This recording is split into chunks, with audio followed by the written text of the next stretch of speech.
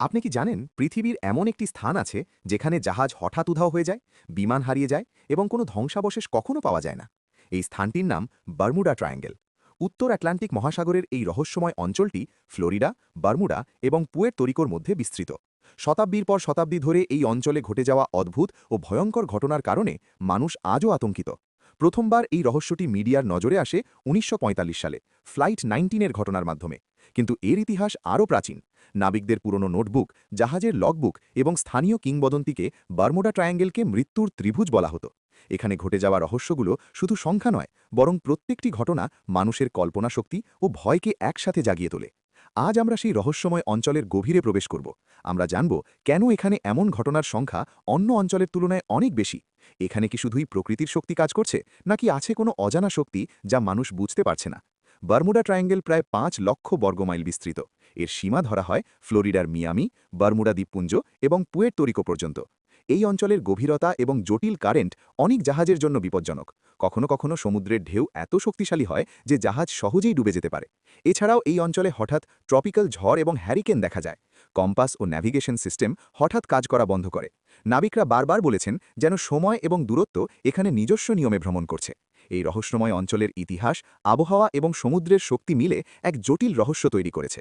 December ৫, ১৯৪৫ ৫টি মার্কিন navy training বিমান ফ্লাইট ১৯ প্রশিক্ষণ মিশনে বের হয়। বিমানগুলোকে নির্দেশ দেওয়া হয়েছিল ফ্লোরিডার উপকূল ধরে প্রশিক্ষণ করা। কিন্তু হঠাৎ বিমানগুলো যোগাযোগ বিচ্ছিন্ন করে। ক্যাপ্টেন চার্লস টেলার শেষবার বলেছেন, আমরা কোথায় আছি বুঝতে পারছি না, সমস্ত কম্পাস নষ্ট হয়েছে। বিমানগুলো আর ফিরে আসেনি। ৫ জন প্রশিক্ষক পাইলট এবং ১৪ জন তরুণ ক্রু সদস্য চিরতরে অদৃশ্য হয়ে যায়। পরবর্তীতে অনুসন্ধান দলও প্রবেশ করে, কিন্তু অনেকেই হারিয়ে যান। ফ্লাইট ১৯-এর ঘটনা বারমুডা ট্রায়াঙ্গেলকে আন্তর্জাতিক মিস্ট্রি হিসেবে পরিচিত করে।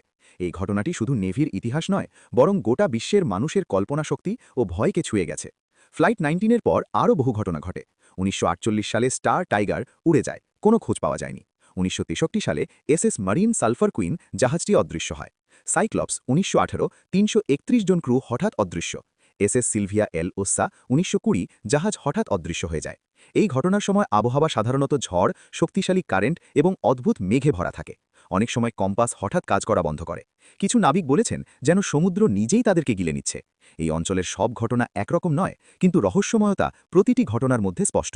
সমুদ্রের ঢেউ, বাতাসের গতি, আকাশের পরিবর্তন সবই যেন একটি অদৃশ্য শক্তির ইঙ্গিত দিচ্ছে।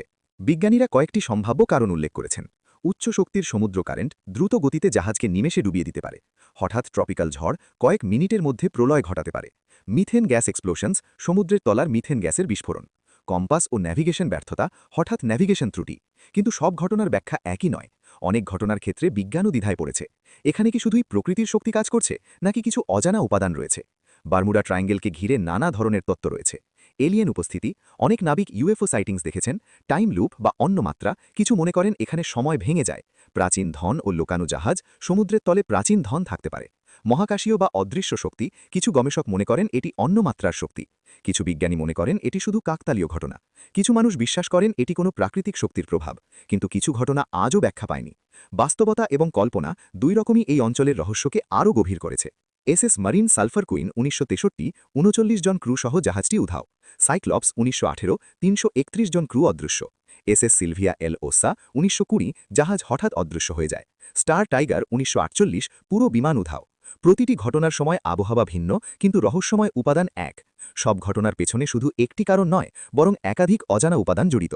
এখানে অনেক সময় নাবিকেরা কিছু অদ্ভুত আলো, শব্দ বা আকৃতির দেখা পেয়েছেন যা এখনও ব্যাখ্যা করা যায়নি। বারমুডা ট্রায়াঙ্গেলের রহস্য এখনও সমাধান হয়নি। এটি একটি বিপজ্জনক অঞ্চল, যেখানে মানুষ, বিজ্ঞান এবং প্রকৃতি মিলেমিশে রহস্য তৈরি করে। কিছু মানুষ বিশ্বাস করে এটি কেবল কাকতালীয় ঘটনা। কিছু মানুষ বিশ্বাস করেন এর পিছনে আছে অজানা শক্তি। আপনি কি বিশ্বাস করবেন এটি কেবল কাকতালীয় ঘটনা, নাকি এর পিছনে আছে কোনো অজানা শক্তি? আপনি কি কখনো এই রহস্যময় সমুদ্রের দিকে নজর দিয়েছেন? ভিডিওটি যদি ভালো লেগে থাকে, লাইক দিন, শেয়ার করুন এবং সাবস্ক্রাইব করতে ভুলবেন না।